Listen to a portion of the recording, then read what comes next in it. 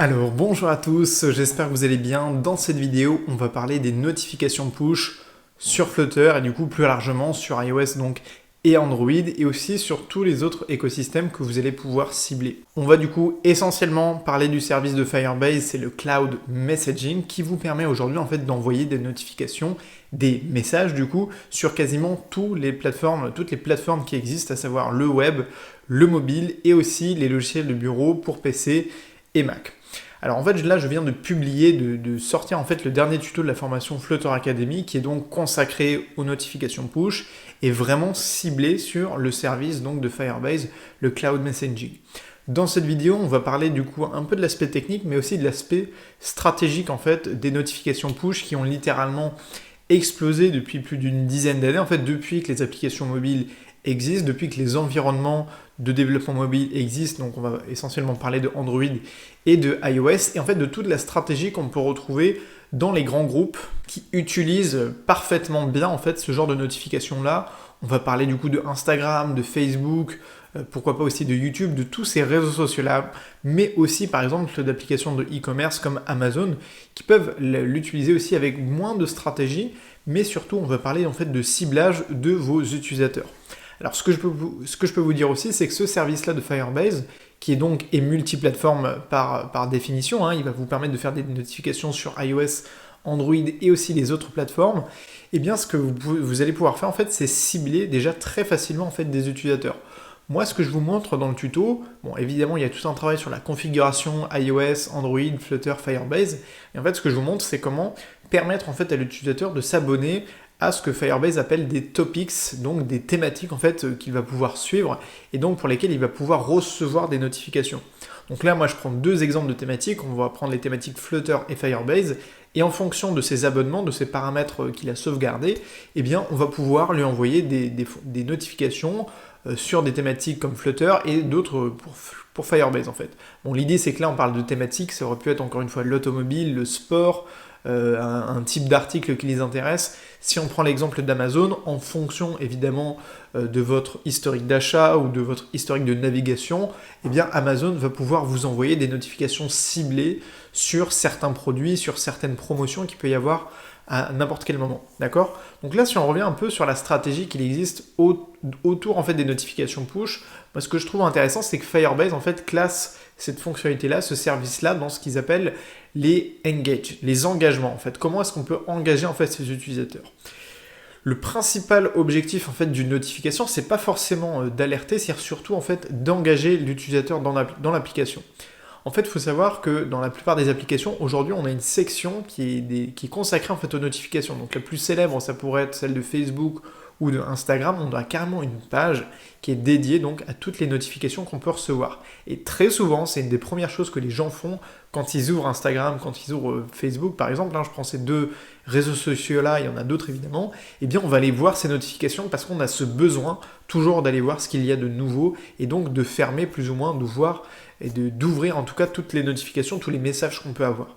Donc c'est pour vous dire que au niveau stratégique, on ne parle pas forcément de marketing, je ne vais pas rentrer dans les détails de la psychologie qu'il peut y avoir derrière tout ça, de stratégie en fait marketing. Simplement, sachez que effectivement intégrer des notifications push dans vos applications, c'est quasiment indispensable à tous les projets d'application. Pourquoi? Parce qu'en fait, vous multipliez les chances et les tentatives en fait de faire en sorte que la personne va revenir dans votre application.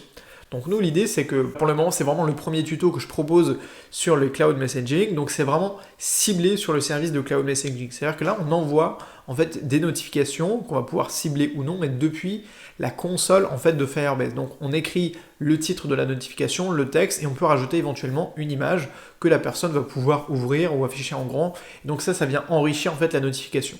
Mais la notification n'est pas envoyée automatiquement. On peut les planifier à l'avance, on peut cibler des utilisateurs, on l'a dit, en fonction des thématiques, en fonction des appareils iOS, Android ou autres, mais c'est pas automatique, d'accord?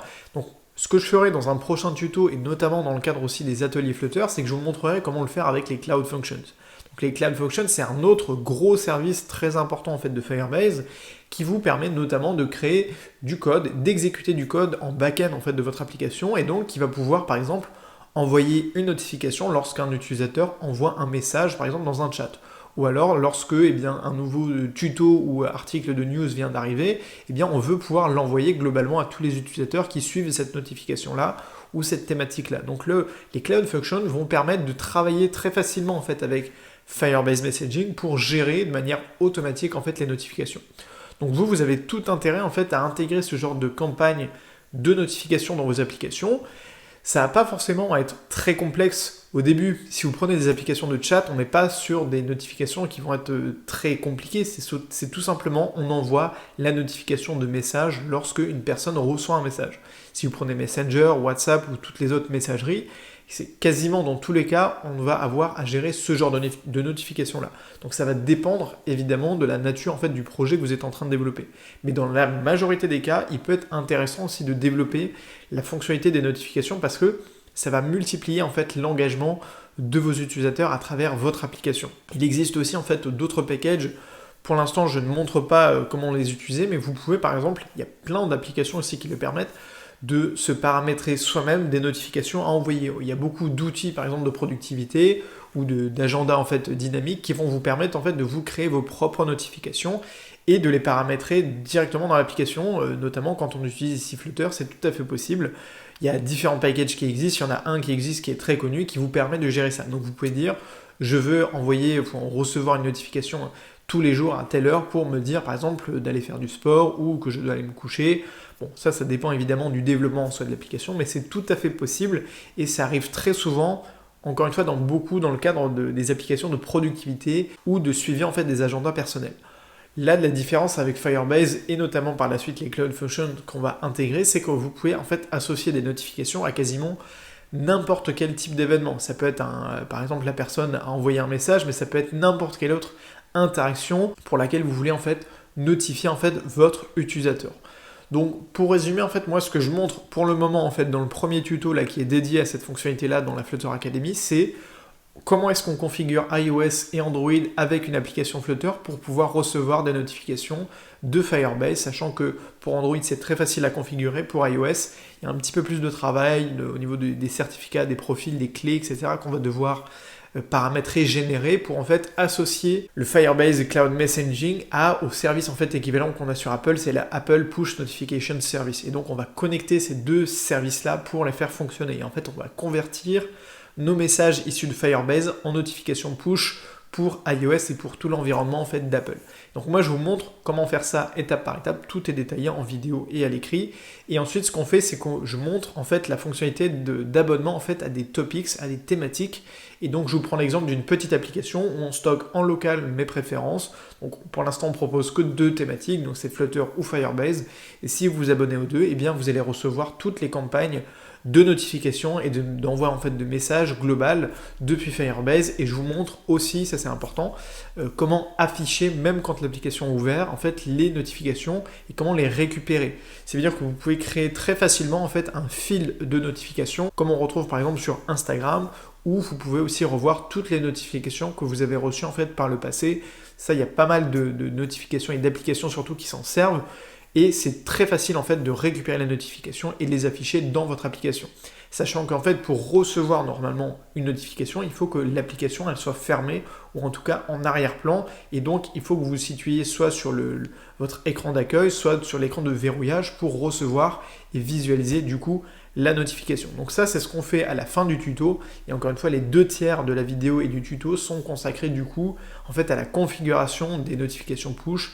Encore une fois, sur Apple, il y a pas mal de travail à faire au niveau des certificats, des profils d'approvisionnement et des clés aussi à générer pour connecter Firebase et Apple. Donc voilà pour cette vidéo, c'était pour vous faire encore une fois une petite introduction au tuto de la Flutter Academy, pour vous montrer aussi un peu l'aspect stratégique qu'il existe en fait toujours derrière les tutos techniques. C'est que bon, c'est une chose de maîtriser l'aspect technique, mais c'est encore autre chose de savoir pourquoi les utiliser et comment les utiliser, toujours pareil en modélisant en fait les grandes applications, les grandes entreprises technologiques qui font ça depuis des années, encore une fois, modéliser Facebook, Instagram, tous ces grands groupes-là qui maîtrisent à la perfection, notamment avec des millions d'utilisateurs et surtout des algorithmes qui leur permettent de vraiment analyser le comportement des utilisateurs.